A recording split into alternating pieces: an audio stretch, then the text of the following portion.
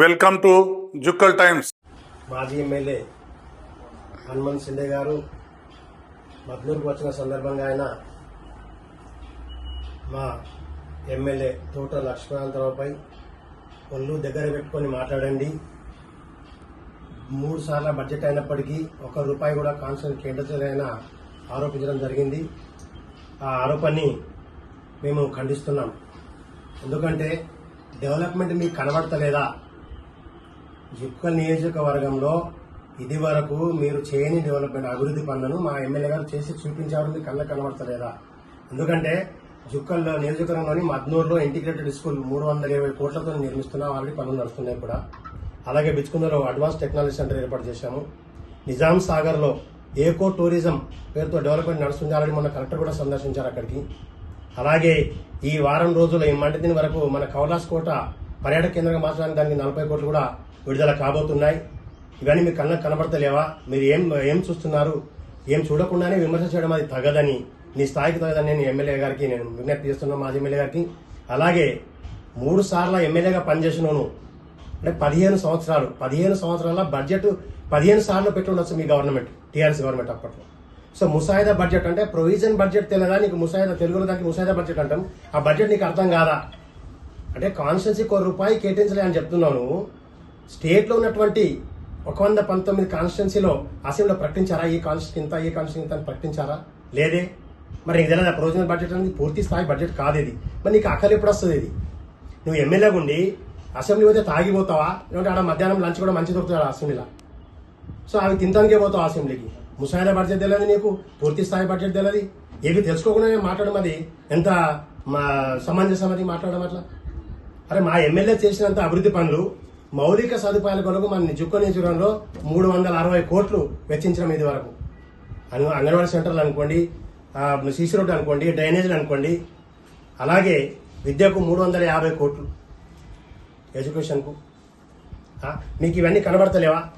మేమైతే అభివృద్ధి అయితే మా ఎమ్మెల్యే గారు చేస్తున్నారు అభివృద్ధి పనులు మీకు కనబడతలేవు. అలా కాకుండా విమర్శించడం లేదా మీ స్థాయికి దగ్గర మాట్లాడండి. ఇప్పుడు మేము ఏదైతే 129 కోట్లు ఆరోగ్య వైద్యం కొరకు కేటాయించాం. ఈ నిధులు వెచ్చించినవి మీ పనులు జరుగుతున్నాయి, మీకు కనబడతలేదా? మీరు చూస్తలేరా? ఏదో మాట్లాడుతూ పెద్ద గొప్ప చేసినట్టు 15 సంవత్సరాల నుండి లేండికి ₹1 కూడా నువ్వు తెలియదు. ఇన్న 2.5 సంవత్సరాల లోపలనే ఆల్రెడీ ఇంతమోనే మనకు 40 కోట్లు కేటాయించడం జరిగింది. అలా కాకుండా ఈరోజు మనము మన బడ్జెట్లో ఒక షాక్, అది మీకు తెలియదా? షిండే గారు తాగిన మైకంలో మీరు మాట్లాడడం అది మంచిది కాదు.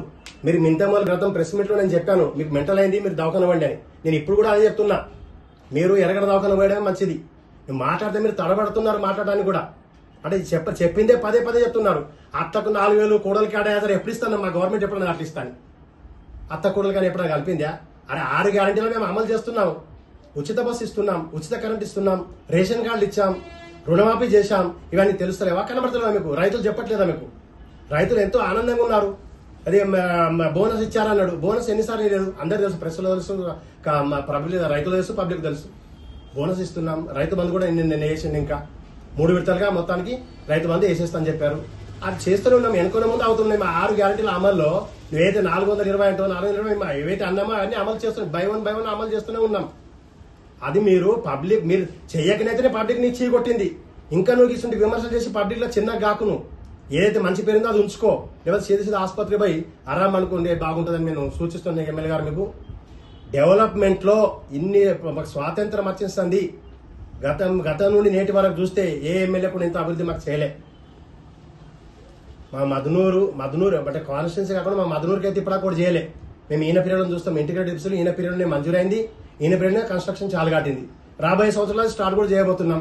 అలాగే కేంద్రీయ విద్యాలయం మధునూరుకి నీ పీరియడ్ లో బీబీ పటేల్ ఎంపీగా ఉండే, నువ్వు ఎమ్మెల్యే ఉన్నావు. మీరు ఏం చేశారు? ఈయన 10 సార్లు ఢిల్లీకి పోయి అదే కింద మీద పడి దాన్ని శాంక్షన్ ఒక రూపం తెచ్చిండు. ఈ మంత్ ఎండింగ్లో మాకు ఆర్డర్ కూడా రావచ్చు మధునూరుకి. అది కూడా శాంక్షన్ అయిపోతుంది. మేము విద్యాపరంగా కానీ మీ మౌలిక సదుపాయాల్లో కానీ రవాణా సౌకర్యం కానీ రాచూరుకు రోడ్డు ఎప్పుడన్నా చూసిండ్రా? రాచూరు బీటీ రోడ్ శాంక్షన్ 200 కోట్ల చిల్లర శాంక్షన్ పని నడుస్తుంది కూడా. ఇంకా నువ్వు ఆ బీటీ రోడ్ చేసినావా? గ్రామాలకి ఆడునే రోడ్డు అని అంటావు. ఏం చూడక మాట్లాడుతున్నావా? చూసి మాట్లాడుతున్నావా? అర్థం కాదు మాకు అనేది. ఇప్పుడు ఈ ఎట్లా టు మహారాష్ట్ర బార్డర్కు అది ఆర్ఎండ్లో కన్వర్ట్ అయింది, అది కూడా బీటీ రోడ్ పెట్టినాం. లేండి ప్రాజెక్ట్ ఎట్టి పరిస్థితుల్లో రేపు మా ఇరిగేషన్ మంత్రి ఉత్తమ్ కుమార్ రెడ్డి ప్రకటిస్తబోతాడు. మీ బడ్జెట్ సమస్య కానీ ప్రకటిస్తాడు, ఎన్ని నిధులు వస్తాయి అప్పుడు చూద్దురు కానీ. లేనిపోని కబుర్లు చెప్పి లేనిపోని మాట చెప్పి పబ్లిక్ తప్పుదో పెట్టకు సిండే. అవునా, ఎర్రగడ్డ ఆసుపత్రి ఒక నెల ట్రీట్మెంట్ చేసుకుని వచ్చి మనం మాట్లాడు, అయితే బాగుంటుంది. అంతేగాని లేనిపోని నిందలు వేస్తూ మా ఎమ్మెల్యే గారిని బెదిరించడం అది మంచిది కాదు. పండలు ఎక్కడ పోయినా అట్లా పోతాం, మరి ఇంకా పేరు లేకుండా పోతాం. ఆయన ఉన్న పేరును ఉంచుకోస్తా, పండలు లెక్కనో అర్హతలు లెక్కనో పోయి లాభం లేదు. అట్లా ప్రతిపక్ష నాయకుడు మంచిగా ఉండు, మంచిగా మా డెవలప్మెంట్ ఆదరించు, దాన్ని ప్రోత్సహించు. అంతేగాని అగో కల్లిబొల్లి కబుర్లు చెప్పి మాకు. మీరు చూస్తున్నారు జుక్కల్ టైమ్స్, మీ మనోహర్ మద్నూర్.